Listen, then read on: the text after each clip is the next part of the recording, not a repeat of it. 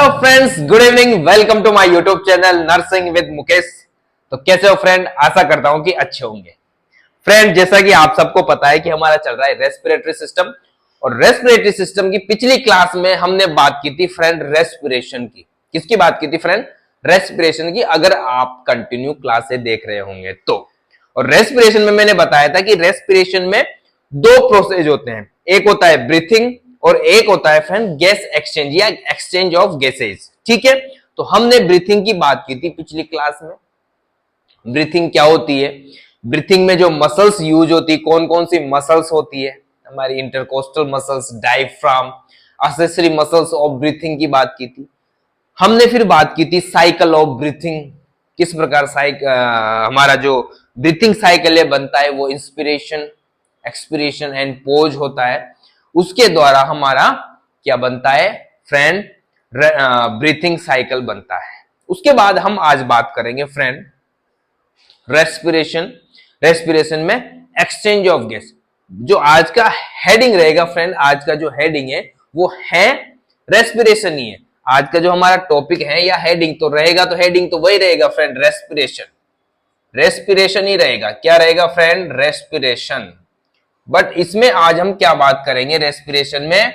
Respiration में हम बात करेंगे फ्रेंड एक्सचेंज ऑफ गैसेज। क्या बात करेंगे फ्रेंड? Exchange of gases. ठीक है फ्रेंड, एक्सचेंज ऑफ गैसेज। यहां तक कोई दिक्कत नहीं होनी चाहिए फ्रेंड, और जितना हो सके चैनल को सब्सक्राइब करो। ठीक है फ्रेंड, और कोई भी दिक्कत हो तो कमेंट किया करो।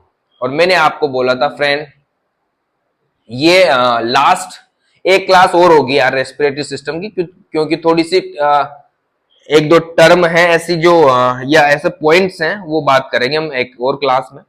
तो इसके बाद एक लास्ट क्लास होगी रेस्पिरेटरी सिस्टम की। उसके बाद आप इसी क्लास में कमेंट करके बताना कि नेक्स्ट जो टॉपिक है या नेक्स्ट जो सिस्टम है वो कौन सा पढ़ा है। ठीक है फ्रेंड, नेक्स्ट सिस्टम के बारे में बताना कि कम से कम 5 कमेंट्स तो होने चाहिए जिसमें आपकी राय हो। नहीं तो फिर मेरे हिसाब से मैं जो मुझे अच्छा लगेगा या जो आपके सिलेबस के अकॉर्डिंग चल रहा है उस हिसाब से मैं सिस्टम पढ़ाऊंगा। ठीक है फ्रेंड, तो कमेंट करो, जितना हो सके शेयर करो वीडियो को, है ना, अपने दोस्तों को भेजो। और वो एक बेल आइकन है उसको दबा दो, जिससे जैसे मैं क्लास डालू आपको नोटिफिकेशन आ जाए। तो फ्रेंड स्टार्ट करते हैं exchange of gases. Exchange of gases, जैसा कि फ्रेंड जब से मैंने आपको रेस्पिरेटरी सिस्टम स्टार्ट किया है तब से मैंने आपको बताया हुआ है कि हमारी जो हम एयर लेते हैं वो जाती है हमारे लंग्स में। फिर हमने वहां पे जब लंग्स पढ़ा था तो वहां पे बात की थी एल्वेलाई।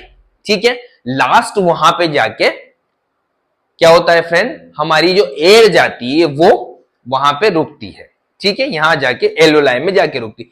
फिर वहां से एक्सचेंज होता है, गैसों का एक्सचेंज।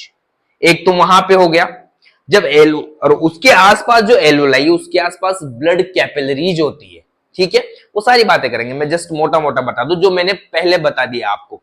जो ब्लड कैपिलरी है, वहां ब्लड कैपिलरीज एंड जो एल्वेलाई है उसकी वॉल के बीच में, उसको बोला जाता है रेस्पिरेटरी मेम्ब्रेन। वहां पे क्या होता है? एक्सचेंज होता है। और एक्सचेंज जो होता है फ्रेंड वो होता है डिफ्यूजन के द्वारा। अभी मैं थोड़ी देर बाद बात करूंगा डिफ्यूजन क्या होता है। ठीक है, मैंने जब सेल पढ़ाई थी वहां भी अच्छी तरह समझाया था कि डिफ्यूजन क्या होता है। फिर क्या होता है, आगे वहां से CO2 ले ली जाती है, एल्वेलाई ले लेती है CO2 और ऑक्सीजन को दे देती है, किसको? ब्लड को। फिर वो ब्लड जाता है हार्ट में, लेफ्ट एट्रियम में जाता है, फिर वेंट्रिकल में जाता है, फिर वेंट्रिकल से पूरे हमारे टिश्यू में, सेल में क्या करता है? ऑक्सीजन की सप्लाई करता है वाया ब्लड। ब्लड लेके जाता है। ब्लड में भी कौन लेके जाता है? हीमोग्लोबिन लेके जाता है। ठीक है फ्रेंड, फिर वहां से टिश्यू में भी टिश्यू को ऑक्सीजन देता है या सेल को ऑक्सीजन देता है। फिर वहां से क्या करता है? वो CO2 को लाता है। क्या करता है फ्रेंड? CO2 को लाता है। CO2 कहां से आई? जब वहां पे मेटाबॉलिज्म होता है ना, मैंने बताया था कि हमारी बॉडी में जो मेटाबॉलिज्म होगा उसमें जो वेस्ट मटेरियल बनेगा वो CO2 बनती है। ठीक है, तो उस CO2 को बाहर निकालने के लिए वहां से CO2 को उठाते हैं और फिर वही प्रोसेस वापस वहां पे डीऑक्सीजनेटेड ब्लड आता है हमारे लंग्स में, फिर एल्वोलाई उसको ले लेती है और ऑक्सीजन दे देती है और बाहर निकाल देती है एटमॉस्फेरिक एयर में या बाहर इन्वायरमेंट में। तो इस प्रकार ये सारा प्रोसेस होता है। बट यहां पे कुछ चीजें हैं तो हम बात करेंगे। फ्रेंड गैसों का जो एक्सचेंज होता है फ्रेंड, यहां पे दो टाइप से होता है, मैंने अभी बताया था। एक होता है एक्सटर्नल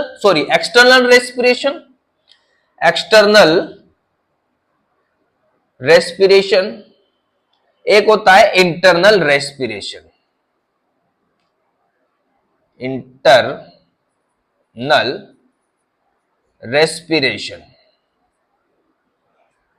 ठीक है फ्रेंड। ये जो वाला होता है फ्रेंड एक्सटर्नल रेस्पिरेशन, ये मैंने अभी बात की थी। कहां होता है गैसों का एक्सचेंज, कहां पे होता है इसमें? एल्वियोलाई प्लस ब्लड कैपिलरीज बोल दो आप इसको, ब्लड कैपिलरीज, या इसको बोल सकते हो एल्वियोलार कैपिलरी, ठीक है। और यहां दोनों की जो मेम्ब्रेन जुड़ी हुई होती है फ्रेंड, जैसे ये एल्वियोलाई है, ठीक है, ये एल्वियोलाई है और ये क्या है फ्रेंड, ये कैपिलरी मान लो। तो इनकी जो ये मेम्ब्रेन जुड़ी हुई है, जहां से डिफ्यूजन होता है, डिफ्यूजन किसके द्वारा होता है गैसों का एक्सचेंज फ्रेंड? डिफ्यूजन के द्वारा। किसके द्वारा होता है? डिफ्यूजन के द्वारा। अभी मैं बात करूंगा डिफ्यूजन क्या होता है। डिफ्यूजन के द्वारा होता है। तो यहां पे जो मेम्ब्रेन है वो होती है फ्रेंड रेस्पिरेटरी मेम्ब्रेन। कौन सी मेम्ब्रेन? Respiratory membrane. इसी रेस्पिरेटरी मेम्ब्रेन के बीच में क्या होता है? डिफ्यूजन होता है। और वो कौन सा रेस्पिरेशन होता है फ्रेंड? एक्सटर्नल रेस्पिरेशन, ठीक है। एक होता है इंटरनल, मैंने अभी बात की फ्रेंड। इंटरनल जो रेस्पिरेशन होता है, अभी मैंने जस्ट बताया था आपको, ये ब्लड स्ट्रीम या ब्लड कैपिलरीज प्लस टिश्यू के बीच में गैसों का एक्सचेंज होता है। यहां पे जो ब्लड कैपिलरी और टिश्यू या सेल की जो मेम्ब्रेन है, उनके बीच में जो मेम्ब्रेन बनती है, कैपिलरी की और टिश्यू की मेम्ब्रेन जब मिलती है, जहां पे डिफ्यूजन होता है, तो उस मेम्ब्रेन को बोला जाता है friend tissue membrane. Tissue membrane के बीच में यहां पे क्या होता है? गैसों का डिफ्यूजन होता है या गैसों का एक्सचेंज होता है, ठीक है फ्रेंड। अब यहां पे डिफ्यूजन क्या होता है फ्रेंड? डिफ्यूजन में क्या होता है फ्रेंड, जैसे ये हाई कंसंट्रेशन से, जैसे मान लो, कंसंट्रेशन का मतलब होता है कि जैसे मान लो, जैसे ये सोचो कि ऑक्सीजन है, मान लो ऑक्सीजन एंड CO2, ठीक है।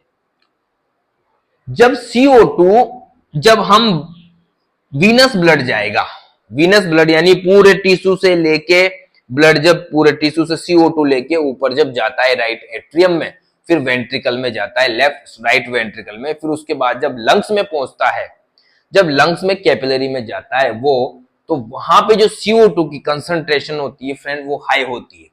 CO2 की कंसंट्रेशन क्या होती है? सांद्रता CO2 की कंसंट्रेशन ज्यादा होती है, मतलब ब्लड में CO2 अधिक होती है, ठीक है। यहां तक कोई दिक्कत नहीं होगी। और ऑक्सीजन की कंसंट्रेशन कब होगी? ऑक्सीजन की कंसंट्रेशन कब होगी फ्रेंड? जब ये हम इंस्पिरेशन करेंगे, जब ये लंग्स से, एल्वोलाई से किस पे आएगी? ब्लड स्ट्रीम पे आएगी। जब ये टिश्यू को देने जाएगी, जब क्या होगा? वीनस आर्टेरियल ब्लड सप्लाई होगी, तब ऑक्सीजन की कंसंट्रेशन ज्यादा होगी। तो यहां पे जो ऑक्सीजन एंड CO2 का जो या गैसों का एक्सचेंज होता है, वो फ्रेंड होता है हाई टू लो कंसंट्रेशन। क्या होता है friend? High to low concentration. तो ये डिफ्यूजन जो होता है वो हाई से लो कंसंट्रेशन की ओर होता है, ठीक है। यहां तक कोई दिक्कत नहीं होनी चाहिए। हाई से लो कंसंट्रेशन की तरफ होता है, ठीक है। यहां तक कोई दिक्कत नहीं होनी चाहिए फ्रेंड, यहां तक कोई दिक्कत नहीं होनी चाहिए।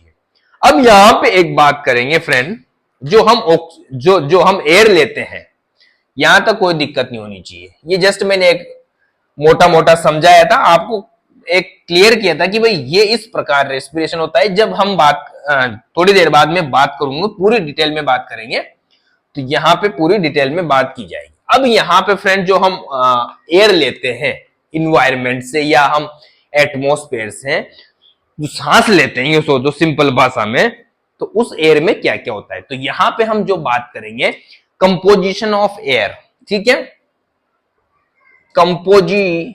कंपोजिशन ऑफ एयर, जो हम एयर लेते हैं फ्रेंड उसको बोला जाता है, मतलब मिक्सचर होता है पूरा, ऐसा नहीं कि ऑक्सीजन ही होती है।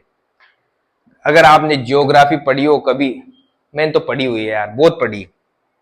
अब आप बोलो क्यों पढ़ी, मैं यूपीएससी की तैयारी की थी मैंने 3 साल तक, geography, history, public administration, current affair, बहुत पढ़ा बहुत पढ़ा बहुत पढ़ा।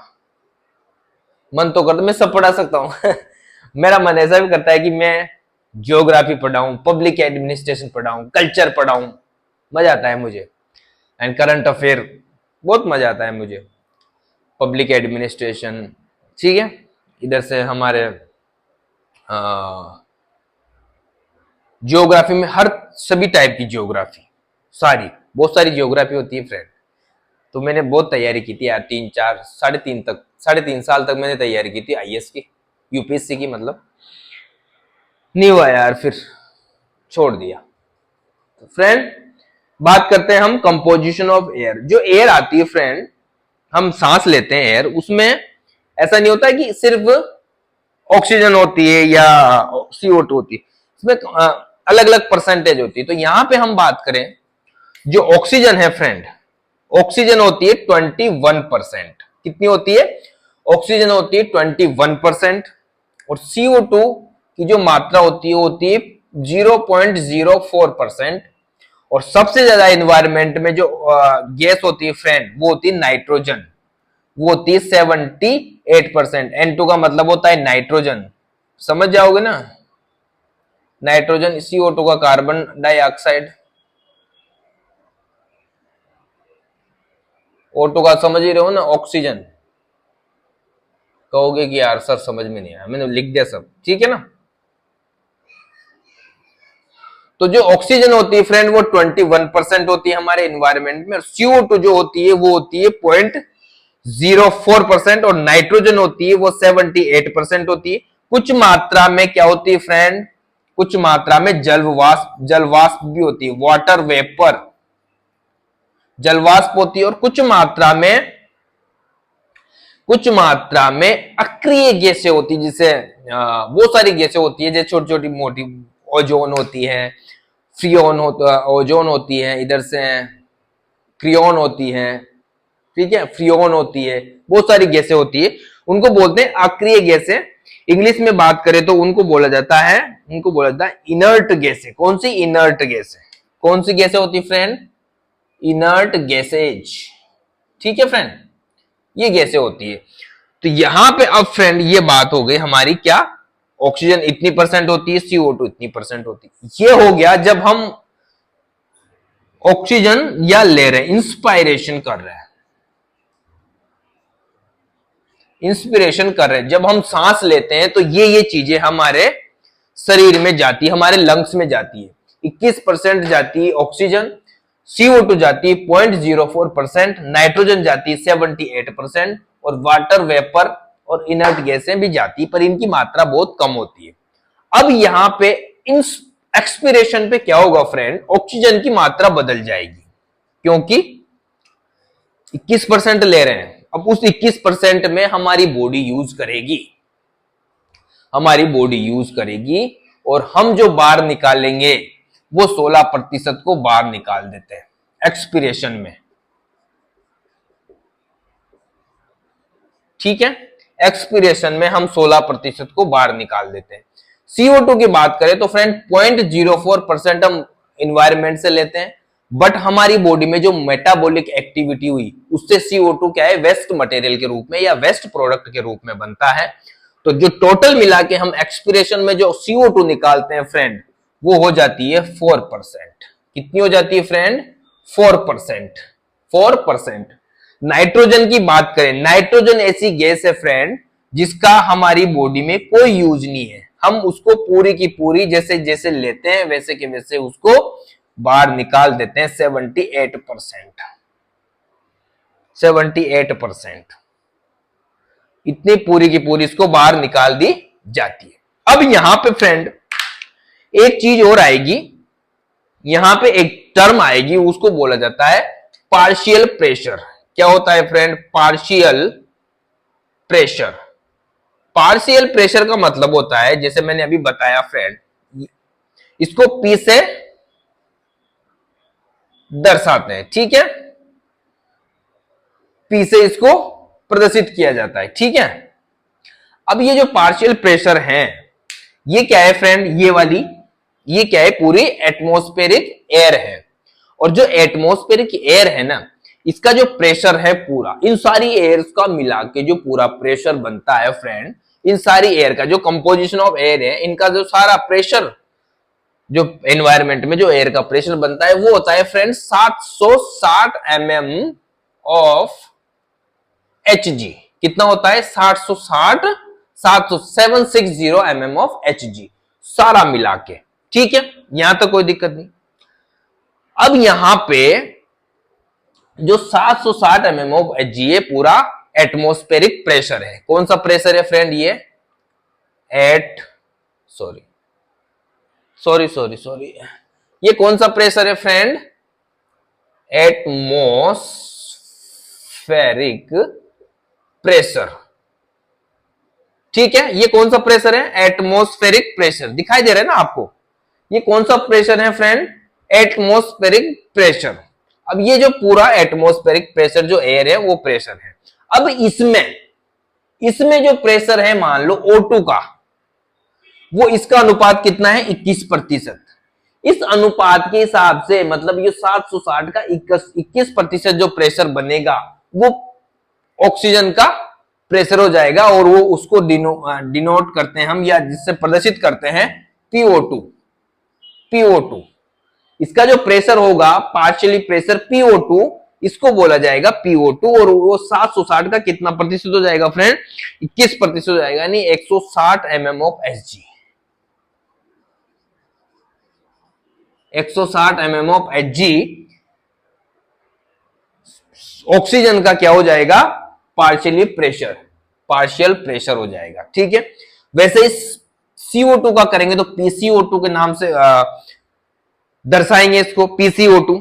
तो ये हो जाएगा फ्रेंड कितना? इसका परसेंटेज कितना है? 0.04। तो इसका हो जाएगा 0.23 mm ऑफ Hg, ठीक है फ्रेंड। तो ये तो मैंने पार्शियली प्रेशर के बारे में बताया था। वैसे इतना इंपॉर्टेंट नहीं है, कोई पूछने वाला नहीं है। और एक कंपोजिशन ऑफ, क्या हो गया? कंपोजिशन ऑफ एयर होगी। कंपोजिशन ऑफ एयर इस प्रकार से, एयर का कंपोजिशन जो हम एयर लेते हैं वो इस प्रकार से होती है, ठीक है फ्रेंड। अब हम बात करेंगे जो डिफ्यूजन होता है गैसों का। मेन हमारा जो आज का टॉपिक आएगा वो अब आएगा। जो डिफ्यूजन होता है गैसों का, वो किस प्रकार होता है डिफ्यूजन, या गैसों का एक्सचेंज। गैसों का जो एक्सचेंज होता है वो डिफ्यूजन द्वारा होता है। तो यहां पे जो टॉपिक बन जाएगा वो बनेगा diffusion of gases. Diffusion of gases क्या हो जाएगा फ्रेंड? Diffusion of gases.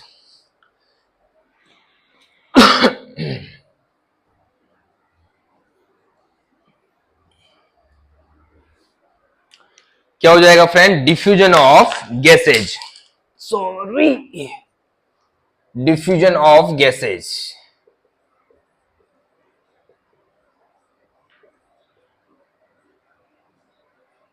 ठीक है, डिफ्यूजन ऑफ गैसों का विसरण, विसरण बोलते हैं ना डिफ्यूजन को, ठीक है। हाई से लो कंसंट्रेशन की ओर, कैसे? High to low, high to low. अब यहां पे जो डिफ्यूजन होगा फ्रेंड, गैसों का डिफ्यूजन होगा, वो मैंने बताया था कैसे होता है डिफ्यूजन। जो एल्वोलाई है वहां पे होता है, एल्वोलाई से ब्लड स्ट्रीम में। जो कैपिलरीज में होता है और एल्वोलाई में होता है। मैंने बताया था फ्रेंड, एल्वोलाई में जो पिछली क्लास में हमने बात की थी, जब एल्वोलाई पढ़ी थी, तो उससे पहले वाली क्लास में, तो एल्वोलाई में क्या है? सिंगल लेयर पाई जाती है टिश्यू की, सिंपल स्क्वेमस एपिथेलियल। क्या पाई जाती है? Single layer. और कैपिलरी में भी क्या होता है फ्रेंड, कैपिलरी में भी सिंगल लेयर पाई जाती है। तो उस सिंगल लेयर की वजह से जो डिफ्यूजन है वो प्रॉपरली होता है। ऊपर हम बात करें अपर रेस्पिरेटरी ट्रैक की बात करें या थोड़ा सा डाउन जाए एल्वोलाई से ऊपर बात करें तो वहां पे मोटी सिलेटेड कोलुमनार एपिथेलियम टिश्यू पाया जाता है जहां डिफ्यूजन नहीं होता। नहीं तो एयर तो ऑक्सीजन तो यही बढ़ जाती, यही डिफ्यूजन हो जाता। तो बट डिफ्यूजन वहां होता है और वहां पे क्या होती है, सेमी परमेबल मेम्ब्रेन, जिसको क्या बोला जाता है, रेस्पिरेटरी मेम्ब्रेन। टिश्यू की बात करें तो वहां पे पाई जाती है फ्रेंड टिश्यू मेम्ब्रेन। ठीक है फ्रेंड, तो यहां पे जो डिफ्यूजन की हम बात करेंगे फ्रेंड, वो दो टाइप से डिफ्यूजन होगा। दो टाइप से डिफ्यूजन होता है फ्रेंड, जिसमें क्या होता है, एक होता है एक्सटर्नल रेस्पिरेशन, अभी जो मैंने थोड़ी देर पहले बात की थी, एक्सटर्नल रेस्पिरेशन। ठीक है, एक होता है इंटरनल रेस्पिरेशन।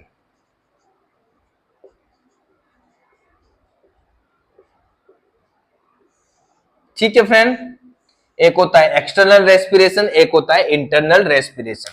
अब यहां पे देखो फ्रेंड, एक्सटर्नल रेस्पिरेशन किसके द्वारा होगा, वही डिफ्यूजन के द्वारा होगा फ्रेंड, डिफ्यूजन के द्वारा होगा। ये भी ध्यान रखना, ये भी डिफ्यूजन के द्वारा होता है, ये भी डिफ्यूजन के द्वारा होता है, ये भी डिफ्यूजन के द्वारा होता है, ये भी डिफ्यूजन के द्वारा होता है। अब इसमें क्या होता है, कैसे होता है ये कैसे होता है फ्रेंड, एक्सटर्नल कहां पे होता है ये फ्रेंड, ये होता है एल्वोलाई प्लस कैपिलरीज के बीच में या ब्लड कैपिलरी। और इनकी जो मेम्ब्रेन होती है फ्रेंड, इनकी जो मेम्ब्रेन होती है वो उसको बोला जाता है रेस्पिरेटरी मेम्ब्रेन, रेस्पिरेटरी मेम्ब्रेन। अब यहां पे कैसे होता है फ्रेंड, क्या होता है एक्सटर्नल रेस्पिरेशन में, इसमें ऐसा होता है जब लंग्स में, लंग्स मान लो ये एल्वोलाई है, यहां पे जो ब्लड पहुंचता है कैपिलरी के द्वारा, यहां पे जो ब्लड पहुंचता है फ्रेंड कैपिलरी के द्वारा, वो कहां से पहुंचता है, राइट वेंट्रिकल से, राइट वेंट्रिकल से। ये इधर मान लो ये राइट वेंट्रिकल है, यहां से आया ब्लड किसके द्वारा, पल्मोनरी आर्टरी के द्वारा। पल्मोनरी आर्टरी क्या करती है, कैसे आया ब्लड, यहां पे लंग्स में ब्लड कैसे आता है एक्सटर्नल रेस्पिरेशन में, डायग्राम बनाऊं या ऐसे ऐसे समझा देता हूं फ्रेंड। अगर समझ में नहीं आया तो मैं जो बोलूंगा वो आप देख लेना, मैंने कार्डियोवैस्कुलर सिस्टम पढ़ाया था उसमें। इसमें क्या होता है एक्सटर्नल रेस्पिरेशन में फ्रेंड, मैंने बताया कि कैपिलरी ब्लड लेके आती है कहां पे, लंग्स में, एल्वोलाई के पास। ठीक है, अब वो कहां से लाती है, हमारी पूरी बॉडी का जो डीऑक्सीजनेटेड ब्लड है, पूरी टिश्यू से जो मेटाबॉलिक रिएक्शन हुई उसमें जो CO2 बनी, उसको लेके आती है वो राइट एट्रियम में। कहां पे आई, ये हमारा हार्ट, ये हमारा हार्ट है मान लो। ठीक है, यहां से आए भाई, यहां से सारी सुपीरियर वेना केवा और inferior vena cava, superior vena cava और इंफीरियर वेना केवा ने ब्लड डाला पूरा राइट एट्रियम में। फिर वो आया लेफ्ट वेंट्रिकल में, लेफ्ट वेंट्रिकल राइट वेंट्रिकल में, राइट एट्रियम से, गलत तो नहीं बोल गया मैं, जो ब्लड आया फ्रेंड, दिख रहा है ना आपको, दिखाई दे रहा है, हाँ दिख रहा है, राइट एट्रियम में आया, राइट एट्रियम के बाद राइट वेंट्रिकल में, राइट वेंट्रिकल से वो निकलता है, राइट वेंट्रिकल से निकलती है फ्रेंड, क्या निकलती है, पल्मोनरी आर्टरी। क्या निकलती है फ्रेंड, पल्मोनरी आर्टरी। तो जो पल्मोनरी आर्टरी है, आर्टरी शब्द जब भी आता है फ्रेंड वहां हम बात करते हैं ऑक्सीजनेटेड ब्लड की, बट जो पल्मोनरी आर्टरी है वहां पे ये क्या लेके जाती है, CO2, यानी क्या लेके जाती है, डीऑक्सीजनेटेड ब्लड। ठीक है, ये कहां पहुंच जाती है फ्रेंड, ये दो भागों में बढ़ती है, फिर राइट एंड लेफ्ट लंग्स में जाती है, तो वहां पर right and left pulmonary artery में बदल जाती है। और इसमें क्या होता है फ्रेंड, जो PCO2 है, मैंने बताया था अभी प्रेशर, CO2 का प्रेशर ज्यादा है ऑक्सीजन से, क्योंकि सारी CO2 लेके जाता है ये हमारी बॉडी से, ठीक है, जो टिश्यू से। तो इसमें जो PCO2 है वो ज्यादा है, ठीक है, किसकी अपेक्षा, जो एल्वोलाई में CO2 है उसकी अपेक्षा तो ज्यादा है। अब यहाँ पे क्या होगा, ये पहुंच गया साहब एल्वेलाई के पास, ये यहाँ पे आ गया, यहां से यहां आ गया, मान लो ये एल्वेलाई के पास ये स्थिति आ गई, यहां पे पहुंच गया। अब यहां पे क्या है, ये क्या थी, पल्मोनरी आर्टरी। पल्मोनरी आर्टरी से किस में बदलेगी, वो आर्ट्रियोल्स में। आर्ट्रियोल्स में बदलने के बाद वो छोटी छोटी कैपिलरीज में बदल जाती है फ्रेंड। यहां कैपिलरी में बदल गया। अब यहां पे एक्सचेंज होता है गैसों का, यहां पे गैसों का एक्सचेंज होगा। तो यहां पे जो CO2 है कंसंट्रेशन हाई है, तो ये हाई कंसंट्रेशन से लो कंसंट्रेशन की तरफ जाएगी, मतलब एल्वोलाई में CO2 कम है, तो यहां से यहां CO2 किस में चली जाएगी, एल्वोलाई में। और यहां पे O2 क्या है फ्रेंड, O2 तो बहुत कम है, O2 तो ये छोड़ के आगे पहले, क्योंकि O2 जब इधर से लेके गई होगी तो O2 तो टिश्यू को दिया, तो वापस आई जब, तो O2 तो है ही नहीं उसमें, पूरा डीऑक्सीजनेट था, मतलब CO2, O2 है बट कम है, CO2 ज्यादा है। तो यहां पे जो CO2 है वो दे देगी किसको, एल्वोलाई को दे देगी। और वहां एल्वोलाई में O2 क्या है, O2 की कंसंट्रेशन ज्यादा है, क्योंकि इंस्पायरेशन के द्वारा एल्वोलाई भरी पड़ी है, ठीक है, ऑक्सीजन से। तो ऑक्सीजन आ जाएगी इधर, कहां पे, इस कैपिलरी में, और यहां से CO2 चल जाएगी। और ये प्रोसेस जब तक चलता रहेगा फ्रेंड, जब तक इस एल्वोलाई की और इस कैपिलरी की ऑक्सीजन एंड CO2 का पलड़ा या अनुपात या इक्विब्रिलियम, जिसको साम्यता बोलते हैं, वो बराबर नहीं हो जाता, ठीक है। फिर क्या होता है फ्रेंड, यहां पे क्या हो जाता है, ऑक्सीजन आ गई और CO2 दोनों बराबर आ गई, ठीक है, CO2 और ऑक्सीजन दोनों बराबर हो गई, यहां पे दोनों का प्रेशर बराबर हो जाता है, ठीक है। अब आगे चलो चलो चलो चलो, ये किस में बदल जाती है फ्रेंड, ये बदलती है वेन्यूल्स में, और उसके बाद बदलेगी वेन में। वेन में बदलेगी तो कौन सी वेन बनेगी friend, pulmonary vein. Pulmonary vein बनती है। पल्मोनरी वेन क्या लेके जाती है, यहां से ऑक्सीजन लेके जाएगी। यहां से क्या लेके जाएगी फ्रेंड, ऑक्सीजन लेके जाएगी। ऑक्सीजन ले ली साहब यहां से O2, तो यहां पे PO2 ज्यादा है, नहीं ऑक्सीजन अभी तो बराबर ही है। यहां से जब निकले ना फ्रेंड, यहां से जब निकलेंगे तो क्या ले ली, PO2 ले ली, ऑक्सीजन ज्यादा ले ली, और ये किस में डाल दी, ये किस में डालेगा फ्रेंड, यहां पे किस में डाल दिया, यहां पे जो ऑक्सीजनेटेड ब्लड है वो किस में डाला, लेफ्ट एट्रियम में। लेफ्ट एट्रियम में डाल दिया ऑक्सीजनेटेड ब्लड इसमें डाल दिया, ठीक है। उसके बाद ये जाएगा लेफ्ट वेंट्रिकल में, लेफ्ट वेंट्रिकल से फिर सिस्टेमिक सर्कुलेशन में या सिस्टेमेटिक या सिस्टेमिक सर्कुलेशन में चला जाएगा। सिस्टेमिक सर्कुलेशन में जाएगा ना फ्रेंड ये, तो यहां से स्टार्ट हो जाएगा इंटरनल रेस्पिरेशन। क्या हो जाएगा, इंटरनल रेस्पिरेशन। अब इंटरनल रेस्पिरेशन में क्या होगा, जब ये भी डिफ्यूजन के द्वारा होगा, इसके द्वारा कहां जाएगा फ्रेंड, ये हमारे टिश्यू में, कहां जाएगा, हमारे टिश्यू के पास जाएगा। ये ब्लड जब टिश्यू के, यहां पे देखो, यहां से जब आर्टरी से जाएगा, ये क्या हो गई, पल्मोनरी आर्टरी, सॉरी ये एओर्टा है, तो ये अलग अलग आर्टरीज में बदल जाएगा, जहां भी पूरे ऑर्गन्स में जहां भी। तो आर्टरीज है वो मोटी होती है थोड़ी, तो आर्टरीज की जो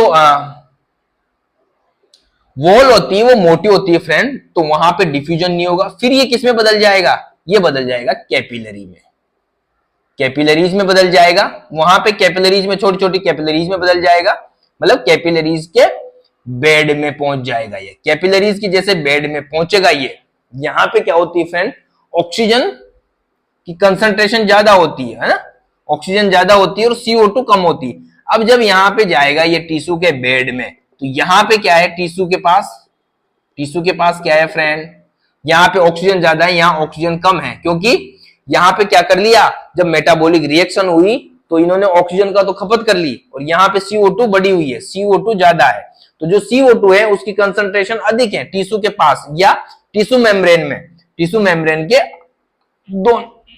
एक साइड, मतलब टिश्यू की साइड में या सेल के अंदर, यूं सोचो आप, टिश्यू के अंदर सोच लो आप तो ना, टिश्यू के अंदर क्या है, CO2 की कंसंट्रेशन ज्यादा है, तो यहां पे डिफ्यूजन होगा तो CO2 इधर आ जाएगी और ऑक्सीजन इनको दे दी जाएगी, किनको, टिश्यू को, ठीक है, इनको दे दी और यहां पे क्या बढ़ गया, फिर ये कैपिलरी से क्या बनता है फ्रेंड, वेन्यूल्स। वेन्यूल्स बनने के बाद फिर वो बना लेगा वेन, और फिर वेन वापस कहां आ जाएगी, फिर वापस वही जो CO2 की मात्रा ज्यादा बढ़ी हुई थी, CO2 की अधिक कंसंट्रेशन को लेके वापस कहां पे आ जाएगा फ्रेंड, ये राइट एट्रियम में आ जाएगा। इस प्रकार ये पूरा सिस्टम चलता है। इस प्रकार ये पूरा क्या हो गया फ्रेंड, पूरा सिस्टम या पूरा क्या हो गया, गैसों का एक्सचेंज। इस प्रकार गैसों का एक्सचेंज, समझ में आ रहा होगा ना आपको, दिखाई दे रहा है, दिखाई दे रहा है। इस प्रकार गैसों का क्या होता है फ्रेंड, इस प्रकार गैसों का एक्सचेंज होता है। इस प्रकार क्या होता है फ्रेंड, गैसों का एक्सचेंज होता है। समझ में आ गया, यहां तक कोई दिक्कत नहीं होगी, बार बार नहीं बताऊंगा अब मैं, ठीक है ना, देख लेना रिपीट करके, बैक करके देख लेना, ठीक है। तो इस प्रकार हमारी गैस फ्रेंड इंटरनल और एक्सटर्नल रेस्पिरेशन होता है। डिफ्यूजन इस प्रकार होता है, इस प्रकार टिश्यू तक ऑक्सीजन पहुंचाई जाती है और टिश्यू से ऑक्सीजन बाहर एनवायरनमेंट में फेंकी जाती है या निकाली जाती है, ठीक है फ्रेंड, ठीक। अब इसके बाद एक कंफ्यूज होगा फ्रेंड, चलो डिफ्यूजन के द्वारा हो गया मान लो, बट ये ऑक्सीजन जाती कैसे हैं और CO2 आती कैसे, ले कौन जाता है, ट्रांसपोर्ट कौन करता है। समझ में आया मैं कहना क्या चाह रहा हूं, आप समझो। चलो डिफ्यूजन तो हो गया, कंसंट्रेशन बढ़ गई, पर ब्लड के साथ जा रही है, ब्लड में ऐसा क्या है भाई जो उनको ले जा रहा है या CO2 को बाहर निकाल रहा है, तो इसको बोलेंगे friend transportation of gases. Exchange अलग चीज है, समझ रहे हो ना मैं क्या कहना चाह रहा हूं। एक्सचेंज जो होता है वो होता है अदला बदली, एक्सचेंज होता है अदला बदली, मतलब CO2 यहां से गई और वहां से O2 आई, ठीक है। ट्रांसपोर्टेशन का मतलब होता है, ट्रांसपोर्टेशन का मतलब होता है एक जगह से दूसरी जगह, जैसे लंग्स से कहां तक पहुंच गई CO2 ऑक्सीजन, हमारे टिश्यू तक, यहां तक पैर तक, तो उसको क्या बोलेंगे फ्रेंड, ट्रांसपोर्टेशन ऑफ गैसेज या transport of O2 and CO2, transport of O2 and CO2। तो यहां पे जो O2 और CO2 का ट्रांसफर होता है फ्रेंड, वो उसके कई सारे रास्ते हैं, मतलब अलग अलग तरीकों से, अलग अलग परसेंटेज भी होते हैं। यहां पे हम बात करें O2 एंड CO2 की, O2 का ट्रांसपोर्ट एंड CO2 का ट्रांसपोर्ट।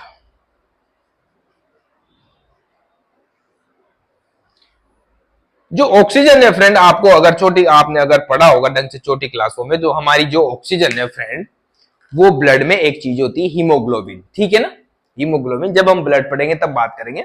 एक चीज होती है हीमोग्लोबिन, तो उस हीमोग्लोबिन के साथ हमारी ऑक्सीजन जुड़ के जाती है। एक हीमोग्लोबिन 4 ऑक्सीजन के अणुओं को जोड़ के ले जाता है, तो जिसकी वजह से हमारी ऑक्सीजन कहां पे जाती है फ्रेंड, हमारे एल्वेलाई से लेके टिश्यू तक पहुंचती है। तो यहां पे जो हीमोग्लोबिन है, जिसको HB बोला जाता है फ्रेंड, वो क्या करता है, ऑक्सीजन को बाइंड करता है और क्या बनाता है, ऑक्सी हीमोग्लोबिन। ये ऑक्सी हीमोग्लोबिन है, ये 98.5 ऑक्सीजन को तो यही ले जाता है। ऑक्सी हीमोग्लोबिन 98.5% जो ऑक्सीजन जाती है हमारी, या ऑक्सीजन का ट्रांसपोर्ट होता है, वो HB के द्वारा यानी हीमोग्लोबिन के द्वारा होता है, जिसको बोला जाता है oxy haemoglobin. Oxygen and haemoglobin जुड़ के क्या बन जाता है, ऑक्सी हीमोग्लोबिन, उसके द्वारा ही जाता है फ्रेंड, ठीक है। कितना प्रतिशत फ्रेंड, 98.5%। उसके बाद हमारे ब्लड में एक चीज होती है फ्रेंड, RBC होती है, WBC होती है, प्लेटलेट होती है, उसके अलावा भी एक चीज होती है प्लाज्मा, जो लिक्विड होता है, उसको बोला जाता है प्लाज्मा।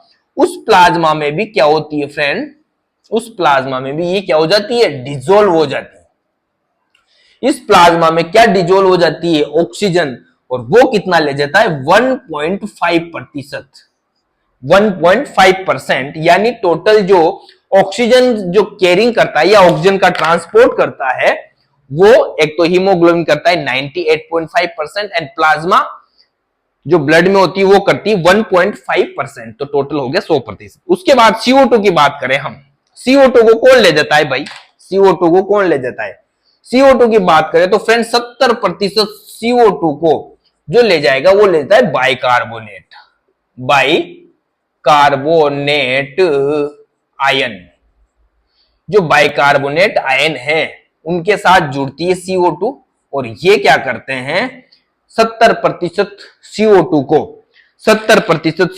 को कैरी करते हैं। और ये बाइकार्बोनेट कहां होते हैं फ्रेंड, ये होते हैं ब्लड प्लाज्मा में, होते हैं हमारे ब्लड प्लाज्मा में, ठीक है, ब्लड के अंदर ही होते हैं, ठीक है फ्रेंड, 70%, ठीक है। और यहां पे 23% हीमोग्लोबिन के साथ जुड़ती है, ये भी CO2 भी हीमोग्लोबिन के साथ जुड़ती है फ्रेंड, और उसको बोला जाता है carb amino haemoglobin, carb amino या कार्बामाइनो या कार्ब अमीनो, ऐसे कार्ब अमीनो है, कार्ब अमीनो हीमोग्लोबिन 23%। इस कार्ब अमीनो हीमोग्लोबिन के द्वारा, यानी कार्बन डाइऑक्साइड किसके द्वारा, किसमें जुड़ जाती है, हीमोग्लोबिन से भी जुड़ती है। ये तो मैंने कब पढ़ा था आपने पहले, कभी यही पढ़ा होगा कि ऑक्सीजन जुड़ती है, बट यहां पे क्या जुड़ती है, CO2 भी जुड़ती है, ठीक है। और 7% कितनी बच गई, 30 और 7% है वो प्लाज्मा में डिजोल्व हो जाती है फ्रेंड, प्लाज्मा में क्या हो जाती है, डिजोल्व। जैसे ऑक्सीजन डिजोल्व होती है ना 1.5%, उस प्रकार 7% सॉरी नॉट 1.7% प्लाज्मा में डिजोल्व हो जाती है। तो इस प्रकार हमारी ऑक्सीजन एंड CO2 का क्या होता है, ट्रांसपोर्ट होता है, ठीक है फ्रेंड। इस प्रकार CO2 और O2 का ट्रांसपोर्ट होता है। तो ये है पूरा फ्रेंड आज का टॉपिक। कोई डाउट हो तो कमेंट करके बताओ, ठीक है ना। कमेंट नहीं करते आप यार, कमेंट करो और बताओ कौन सा नेक्स्ट जो टॉपिक पढ़ना है या नेक्स्ट जो सिस्टम पढ़ा है कौन सा पढ़ना है ना। तो मिलते हैं फिर नेक्स्ट क्लास में, और जितना हो सके यार चैनल को सब्सक्राइब किया करो यार सब, क्योंकि मुझे क्या मिलेगा फिर, मुझे भी तो कुछ मिलना चाहिए, एक मोटिवेशन। जैसे आपका एक सब्सक्राइबर बढ़ता है, रियल में सही बता रहा हूं, मेरे ना जान आ जाती है। जैसे कोई सब्सक्राइब करता है ना, हाँ यार आज तो इतने बढ़ गए, आज इतने बढ़ गए यार, मैं क्या है मोटिवेट होता हूं उससे। अब मैं पढ़ा रहा हूँ, क्लासें डाल रहा हूँ, 20 क्लासें डाल दी और 5 सब्सक्राइबर भी नहीं बढ़े, तो फिर यार है ना थोड़ा सा, वैसे मैं डिमोटिवेट होने वाला आदमी नहीं हूं, ठीक है। किसी दिन बताऊंगा मेरी हिस्ट्री, क्या हिस्ट्री है मेरी, ठीक है ना फ्रेंड, कितने कहां क्या क्या करके मैं अब क्या कर रहा हूं, ठीक है। तो बताएंगे किसी दिन हिस्ट्री, ठीक है फ्रेंड। तो मिलते हैं, तब तक के लिए bye, love you, take care.